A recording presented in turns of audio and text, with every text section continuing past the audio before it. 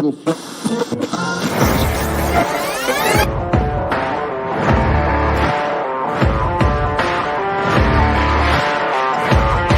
great, but being different for the sake of being different, I'm not a big fan of, right? If you just want to be different for the sake technology of it. Technology, I would hide behind it. And you start to hear some of their challenges, and yes. Because it speaks to the core of who you are and what drives you forward. Because what makes you different is what drives you.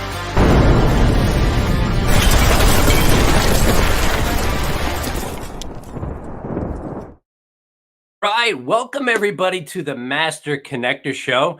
I'm one of your co-hosts, Rob Genovesi. I'm glad you joined us today, and hopefully you're joining us every Wednesday at 1 p.m. Eastern Standard Time or Eastern Daylight Time. I'm not sure what we are, but it's Eastern regardless, so you can join us. But mark your calendar. Better yet, go to masterconnector.show. See some of the upcoming shows. Follow Master Connector Show on LinkedIn. And you will be on top of every guest that's coming up, because every week we have amazing guests coming your way. My co-host, Steve Spiro, we go back about 27 years. Every time I say it, I think, well, it's going to be more every time I say it, but it's about 27 years, 28 years. Started out as, two former shy guys, both introverts. We both had a lot of similarities, but some differences. I personally was clueless. I didn't know anything about relationships, business, leadership. I knew nothing. I could barely talk to people. And when I tell you that, it's the God's honest truth. I'm not even overstating it, because I couldn't think of words to come out of my mouth that would create a conversation with somebody. I think Steve had a little better start than I did. He already had some accomplishments by the time we met in our late 20s. Accomplished martial artist, owned an advertising agency in New York City. Like, this is pretty good stuff. So he had some success under his belt. So he knew what it tasted like. I was still kind of trying to figure myself out. He was well on his way, but our paths diverged, and a bunch of years ago, and we came back together about 4 or 5 years ago in the networking space. And both of us love to network and meet new people, connect with good people, because there's one thing for sure that I know, and that's anything you want to accomplish great in life, you're going to do it with other people. So listen, after all this time, Steve and I start out, like I said, introverts, shy guys, but today we are Master Connectors, but he is the Master Connector. So let's bring him on right now. My co-host, the Master Connector, Mr. Steve Spiro. What's up, Steve? What's going on, Robbie G? I tell you what, in terms of people skills, relationships, communicating, being a martial artist, I would rather hit you, punch you, than talk with you. That was not in my nature whatsoever. But because of some amazing people that you and I have both known and had the pleasure and privilege to work with, some mentors, I've been able to grow and establish better connection skills, if you will. So I appreciate the kind words, but it's great to have you as a co-host. Very blessed to have you on the show. We're super excited. But what's going on, friends? Steve Spiro, the Master Connector, coming at you live and direct. And I'll tell you what, make sure you get in the comments, connect. We want to make sure that, this is the Master Connector show. So we want to know where you're tuning in from, what city, state, what country. Tell us what you do, right? If you see somebody else in the comments, and hopefully everyone that's watching is in the comments, because we don't know if you're in the we don't know if you're watching, because unless you're in the comments, we don't know. So get in there. Who we are, what you do, connect with each other. It's a great opportunity. This is the Master Connector Show, and we are, as a community, we're LinkedIn participants, not LinkedIn lurkers. So we want to see you, get the most out of this. And remember, this is your show. It's not our show. This is your show.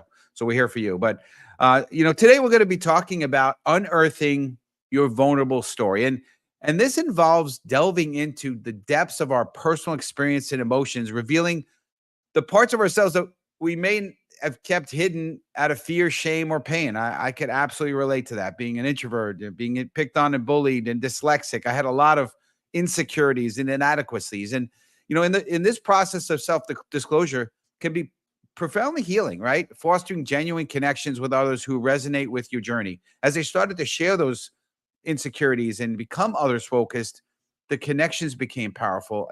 I became extremely confident, powerfully confident, right?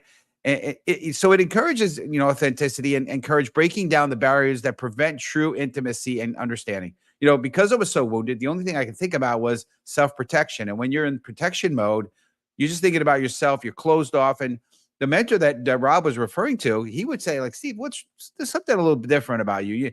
And what it was I was just so closed because I was so wounded. I was broken, I was a broken individual.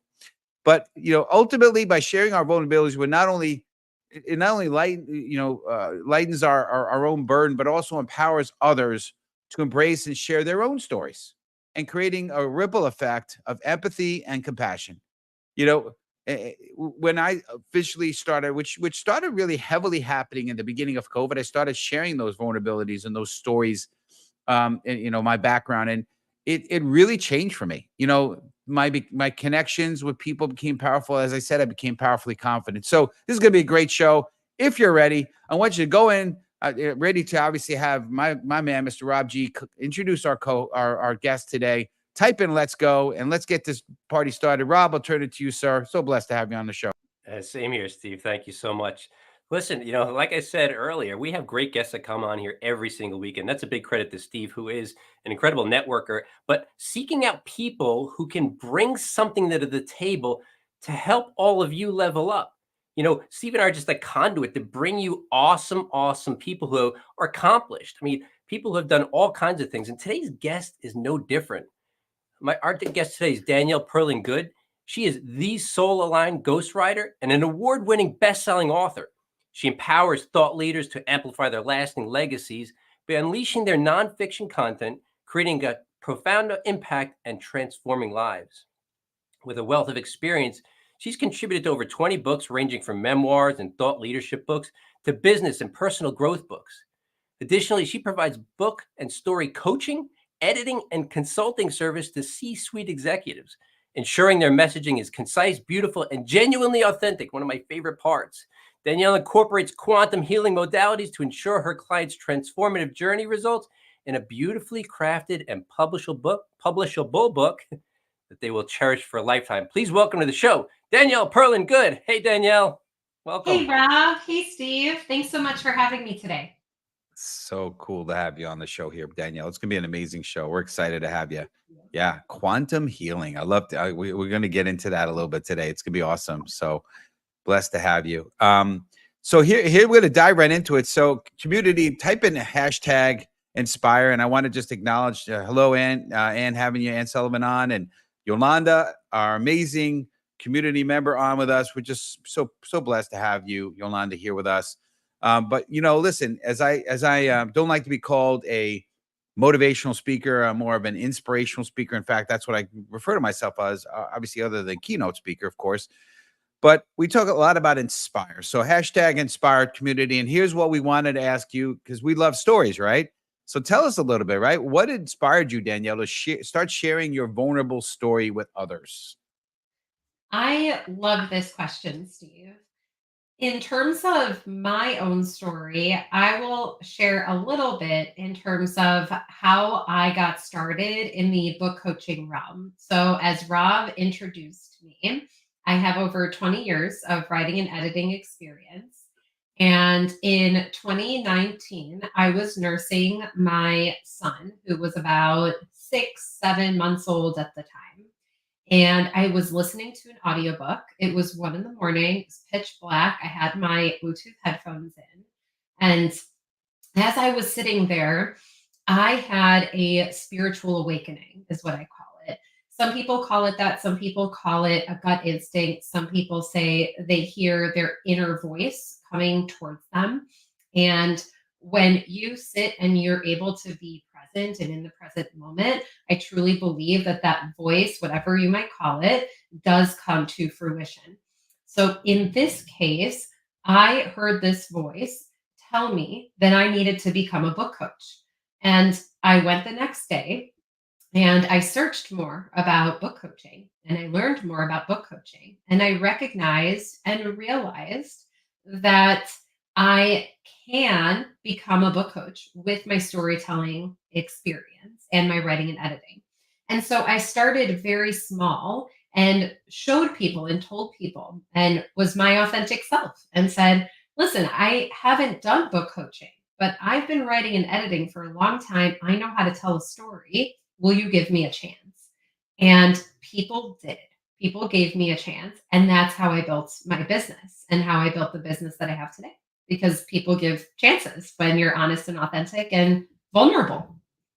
Love that. Yeah, it's so cool when I get to be on stage, and one of the things I love, and I feel like it really connects with the audience when I'm really sharing some of those stories with them. I did so I was posting all week about this topic, and I love the fact of having the ability and listen. Sometimes when I'm up on stage, I get a little emotional. I get a little teary eyed because I'm speaking from the heart. But Rob, you jumped in. You got something?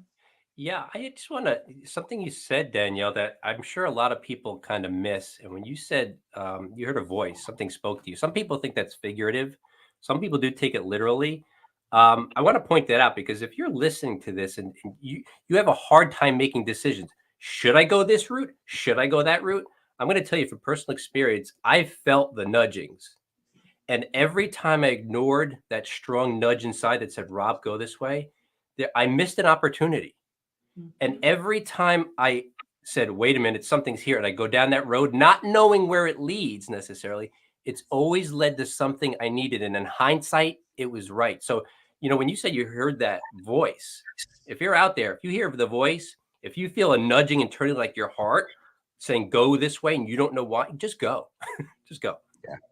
I heard it said, God, higher power, whatever, universe, can't Yeah. steer a parked car, right? You got to move. You got to move, and then you get steered, right? It's Yeah. pretty cool. Love that. All right, so we're going to dig into authenticity, Danielle. And if you have some other things you want to share on the previous topic, you're welcome to throw it in there. But community, type in hashtag authentic, and we want to dig on this, right? Because the topic today is right. Unearthing your authentic story. So let's talk authentic and authenticity, right? So how do you ensure that your storytelling remains authentic and resonates with your target audience? Mm.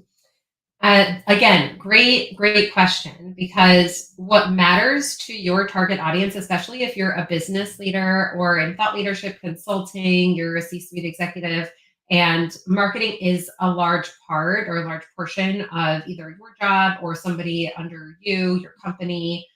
Marketing matters a lot in every single company. And in terms of being authentic, people know now if you are truly being authentic with what you want to tell them. And they will read an ad, they will read whatever marketing materials you put out, they will read case studies, white papers, posts. And if those stories do not feel authentic to them, they will not buy your product. They will not buy your service. So, in terms of ensuring that your storytelling remains in that authentic, vulnerable level, you really need to ask yourself, do I truly know what I want to say here? Right? That's number one. Am I just making this up? Do I really want to say what, I want to say on this particular topic? Is it researched heavily? Or am I just flying by the seat of my pants? And which, could be fine in some instances, but if you want to remain truly authentic, you do want to have that backbone inside of you so that your readers believe what you're sharing. If you don't believe what you're sharing, your reader is certainly not going to believe it either. I gotta jump in on what you're saying here. So I was on, I have a goal to be on a TEDx stage. It's going to happen Mhm. at some point soon. And in Yeah. fact, I'm going to Atlanta I'm not going to be a speaker. I'm a special guest, but I believe that's going to be one of the catalysts to this. Anyway, I was speaking to somebody who is a TEDx organizer, and she's done like 4 or 5, different ones over the last 4 years. And she said she had somebody apply, and this was somebody who was like a high level TV personality, and her topic that she applied about was AI. And so the organizer, she said, I looked into, she says, one of the things I do is when somebody applies with a particular topic, I look them up online and I see what their content, and I see, do they have a expertise about this? And Yeah. she knew nothing about it, AI. She called her on it. She's like, why are you doing this? I mean, and she's like, well, I thought it was a cool topic, but she had there was no, really a heart behind it. It was just because it's a cool topic. And so that's the amazing thing about being authentic. It's part of who we are. And, public speaking was hard for me in the beginning stages until I realized you just speak from the heart. That's how Rob and I kind of cut our teeth early on in the business realm, being asked to speak before 4 or 5 people, and then eventually 10, 15, 20 people. And then, because if you're speaking from things, your heart, it's in your heart, it's authentic, it's easy to talk. When you're talking, you're trying to memorize a speech, it's really hard. So, I can't agree with you more on, Yeah. being authentic. Yeah, Yeah. and you know what's interesting about that particular story, Steve, is because I find too that there might be speaking coaches or somebody else out there. And I'm not dissing anybody who says this, but somebody probably told her to apply with that topic because it's a hot topic. And we have to look at, not only what the hot topics are industry wise, but what we're able to contribute to those topics. And if Right. we can't contribute adequately, then we have no business talking about them. No, 100%. Well, good stuff. So I want to talk about breakthrough. So type in community hashtag breakthrough, because we're kind of digging into that now a little bit. So I'd love to hear you share a moment when telling your story led to a breakthrough, either for you or maybe someone in your audience. Like for me, I love when I see people when the audience they're leaning forward, their pupils dilate. You know that they're engaged. It's hitting their heart. But beyond that, what propels people to move. That's why I like being considered an inspirational speaker versus a motivational speaker, because I want to inspire people, not motivate them, because motivation is temporary. Motivation is an inside job, but you could be inspired. So tell us about a breakthrough if you could. Absolutely. In terms of, my own breakthroughs, I would actually rather talk about a couple of clients that I have. Okay, wonderful.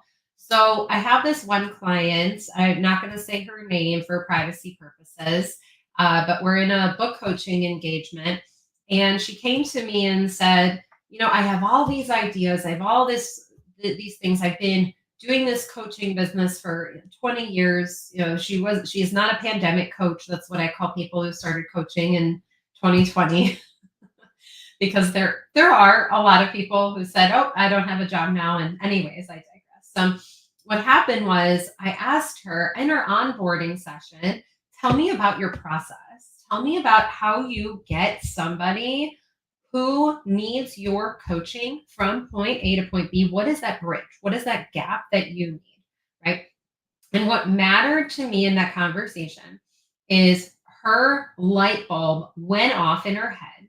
And she said, oh my gosh, I have never talked about my process out loud before.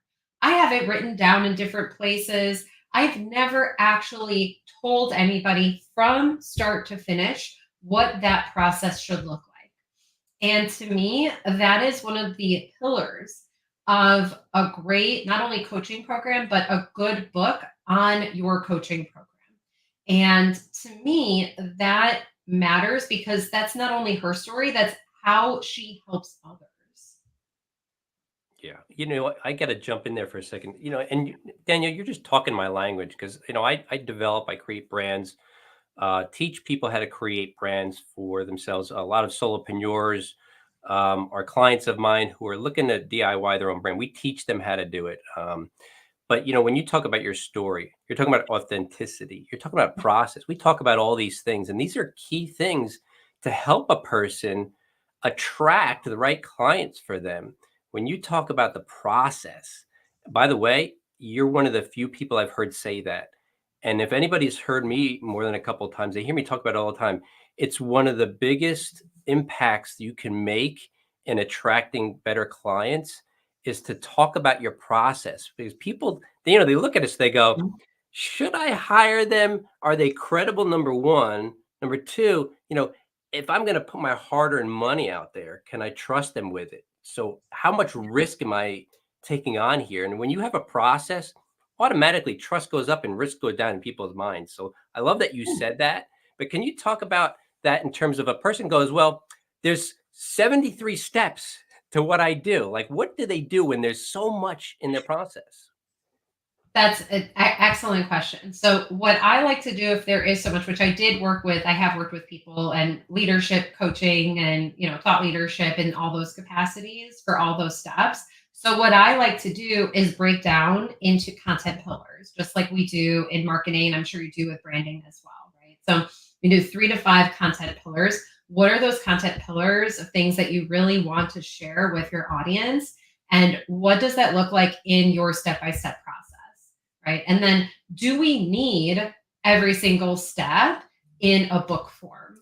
Right. So that's another thing that people don't necessarily think about is what needs to be in the book from that process that's going to resonate most with your audience. Because you also don't want to put a 73-step process in a book, because guess what? It's just going to overwhelm the reader. And then the reader is going to say, oh, this is so much information. I don't want to go into this. The point is to have a wide wingspan, a wide viewpoint on what you do, so that somebody can read, your book or see your YouTube videos, right? Or read your content, however you're putting out your information, and then want to learn more information, more details. So if it's a 73-step process, say, okay, what are the 5 parts of that 73-step process, right? And then what parts actually are somewhat similar in each of those steps, and what's different, and how can we combine things to make the most sense for your target market? Wow, good stuff. I mean, you're essentially saying you got to distill it down, right? But Yeah. that's what you do. That's what you help people do, because that's not easy to do No. on your own if you've never done it. But so thank you for the clarification. Yeah, Great. of course. I love Thank that you. you have a system in place. That's great, which makes sense, right? Well, I want to talk a little bit about something called poise. So, community, type in hashtag poise, and here's what the point of the question is, right? A lot of times when I've shared with people, hey, you need to be a little bit more vulnerable and kind of get into some of those things. They're like, well, I just I'm going to get embarrassed, or maybe I'll lose some of my credibility, whatever. So here's the question, right? What strategies do you use to maintain confidence and poise when discussing deeply personal experiences? Give us your perspective, if you could, on that. Mhm. I find, and I actually wrote this down, so I might look down at some of my notes, but a few things to that you can do to maintain confidence while sharing those vulnerable stories are making sure that you're fully present and engaged with yourself at all times. So part of that is self-care. And a lot of people don't think about self-care as being having anything to do with your work or your productivity, but it has everything to do with your work and productivity. And if we don't put in place those self-care methods, it can be anything. It can be waking up early and working out. It can be, a martial arts champion. It can be anything. It can be meditating for a few minutes. It can be walking outside. I find that there are a lot of studies on how getting a certain amount of sunlight every day, can be really helpful for you in Yep. terms of maintaining that presence. And I believe that when you're present, you will maintain more confidence and be able to then tap into those vulnerable moments of your past. And if we're not, and that's part of what I like to do with my clients, honestly, and that's actually where quantum energy healing comes into play too, because I do offer meditation as a tool in my toolbox for my clients who believe that that will be helpful in maintaining the present, right? So I have really, really busy clients. If they come to me and they have 5 million things that are going on in their lives, and it's the first 5 minutes, I have to interview them to get stories. That's not going to happen. They're not going to be able to tap into their vulnerability if they're not able to focus and be present for that 45 minutes or an hour or 2 hours, whatever it is. So we get into the present moment by meditating, I'll have them go on a walk. I'll have, different things in place so that we can really make the most of our time. Great. I just want to say something here. For all you macho men out there, this vulnerability thing, I've heard guys say, vulnerability, Brene Brown is very popular for this, and people go, that's not for me. Let me tell you something about vulnerability. Men, people who are too cool or too strong, you think you don't need to do. Vulnerability is one of the greatest tools you can use. Like what Danielle say, when you're an example of vulnerability, people trust you more. Yes. Right. And trust is really what we're after when you're working with somebody, when you're looking to attract people to you. If they know they can trust you, their walls go down and they're willing to do something with it. It may be a collaborative effort, it may be hiring you. It doesn't really matter. We're talking about networking. We're talking about connecting with people, exposing your vulnerabilities a little bit. Like, don't meet somebody and tell them about your life-threatening illness that you're fighting. Like, that's a little too much, but a little something to make them feel like this is a human being I'm talking to. So I just wanted to add that in there because I think there's a lot of people that go, vulnerability, but it's so key. Great perspective. And it's going to get us to the last piece that we're going to talk on, which is emotion. So type in #emotion. But I want to just say this, right? And Rob and I know some similar people because we've known each other for 27 years. There are two guys in general, two men that I think of. Both were known when they were talking with people in public on stage, they would get extremely emotional. And these are men's men. But I had so much more respect for them because they were not afraid to show that emotion. To me, that made them even more powerful in my mind because I know you're right. As men, we're programmed, don't show emotion, right? In the martial arts, we're told, show no emotion, show no fear, show no pain. Well, that was good for a little while, but not if you want to grow and really connect with people. So great stuff. So here's the question on emotion as we're wrapping up, and maybe you could kind of quick answer, Danielle, and then maybe a little wrap up. Any final comments? But how do you balance the emotional investment required to share your story with the other demands on your time and energy? What I always say is we have 24 hours in a given day. Everybody does. There are lots of studies on, people saying that, right? There are lots of books that say, okay, lots of famous people saying we all have 24 hours in a given day. What matters is what we do with our time and energy. And I harp on that hardcore in terms of our emotions as well as what value you place on your time and your energy. So I always say, for instance, if somebody wants to write a book themselves or write content themselves, they can absolutely do that, right? You can absolutely write a book in a weekend and get it published on Amazon and do all of that, right? But what is that going to do to your time and energy? And that time suck away from other things that you actually want to be doing will be worse for your emotional state of being long term. And all of that has to do with one another. Because if you're not present, if you're not aware of your emotional state and how your time and energy are negatively or positively impacting that emotional state, then you can go all over the place. And then the times when you want to be present, you might not be able to. You might not have enough energy in your reservoir, in your tank, to be able to be the most present business person, most present parent, most present daughter or son, right? So that's really important to consider and think about. That's great. Good stuff. So as we're wrapping up here, I know Rob is going to ask you about your offer, but what's a good way for our community to reach you, for sure? Thank you. So you can go to thesoulalignedghostwriter.com. That's my website. And I would love to connect with you on LinkedIn. I am there multiple times a week. I love connecting with new faces and having intro calls, seeing how we can make the world a better place together. Appreciate that, Danielle. And everybody reach out to Danielle. I mean, we're just scratching the surface here. And I can tell you, as branding professional, even though we're in a little different space, what Danielle's talking about is a lot of important stuff that you can use to help you rise above the rest of the crowd and what you're attempting to do. But Danielle, tell us about the giveaway that you have for our audience today. Yeah, so I started a Substack recently. So if you go to my website, you can subscribe to my Substack, and I send out newsletters every Tuesday morning.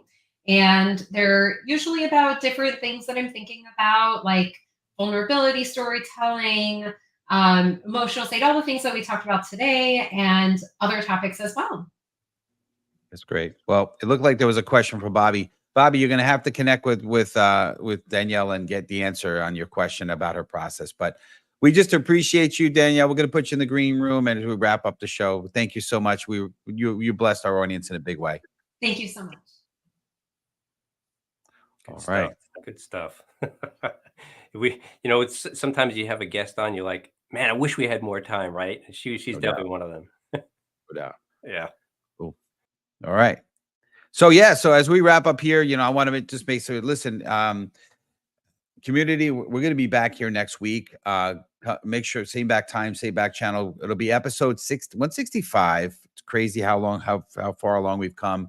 It says 164, but it's actually 165. That's a typo on my part.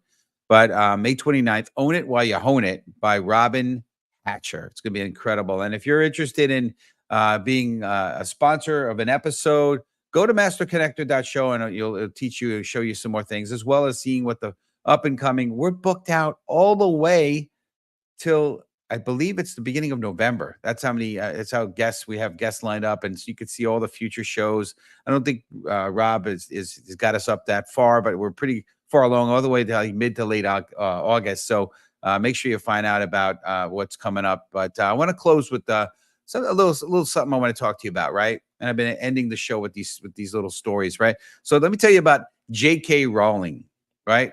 The renowned author of the Harry Potter series, right?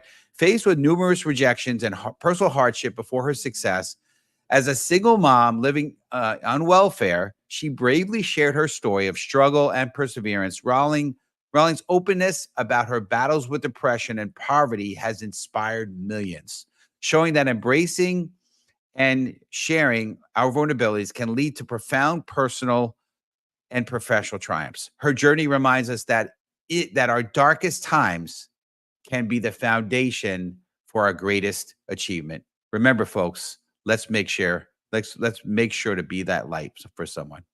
Appreciate you guys. And you start to hear some of their challenges, and yes, because it speaks to the core of who you are and what drives you forward. Because what makes you different is what drives you.